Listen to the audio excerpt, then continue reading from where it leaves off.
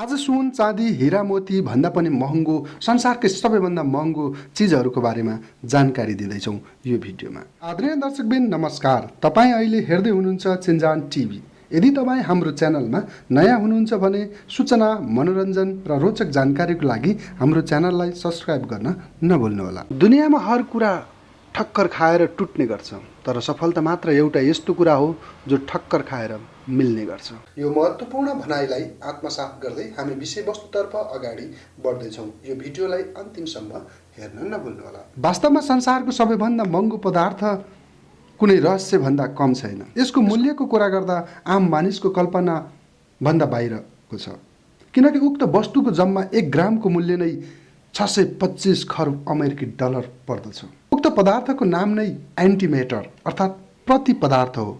विज्ञानको दुनियाँमा यो एक रहस्यमय पदार्थको रूपमा चिनिन्छ। यसको नामबाटै के प्रष्ट हुन्छ भने यो पृथ्वीमा भएका आम पदार्थभन्दा ठ्याक्कै विपरीत छ। यो पदार्थमा अणु संरचना पनि सामान्य पदार्थको भन्दा विपरीत हुन्छ। यसमा विद्युतीय धार समेत विपरीत दिशामा बहन्छ। वैज्ञानिकहरूको अनुसार विशाल आकाशीय पिण्डको विस्फोट पश्चात पृथ्वीको सिर्जना हुँदा नै पदार्थसँगै प्रति पदार्थ पनि बनेको थियो।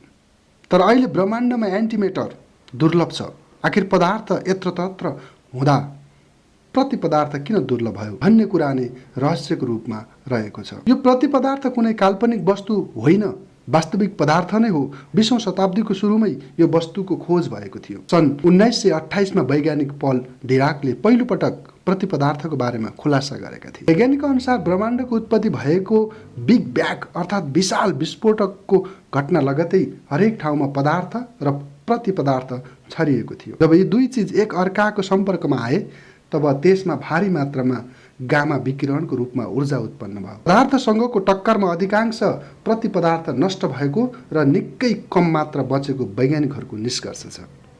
वैज्ञानिकहरूको अनुसार सुदूर ब्रह्माण्डमा अहिले पनि प्रति पदार्थ प्राप्त हुने सम्भावना छ। साथै ब्ल्याक होलद्वारा तारालाई निल्ने क्रममा पनि प्रति पदार्थ पैदा हुने वैज्ञानिकको विश्वास छ। यद्यपि वैज्ञानिकहरूले पृथ्वीमा प्रयोगशालामा समेत प्रति पदार्थ उत्पादन गर्ने कोसिस गरिरहेका छन्। यसका लागि लार्ज हेडोन कोलाइडर जस्तो विशाल प्रयोग समेत जारी छ। तर कृत्रिम रूपमा एन्टिमेटर उत्पादन गर्नु निकै महँगो छ।